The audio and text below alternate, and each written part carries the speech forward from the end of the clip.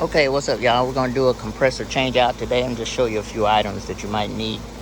Here's my nitrogen tank, and there's my pump, nitrogen. This is not a nitrogen tank. This is a acetylene, turbo acetylene. There's my nitrogen tank, my pump. Later on, we need the scales for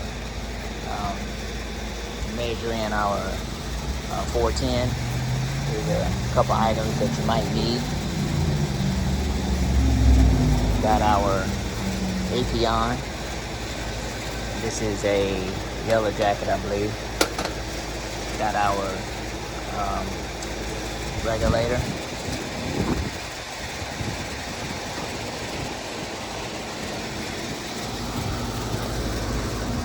This is the compressor that we'll be taking out today. Got us a little bit of cool gel, cool shield.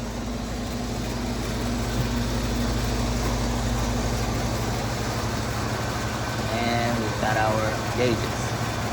Not necessarily going to use both of them, but I'm going to do something. Okay, I'll check back with you a little bit later.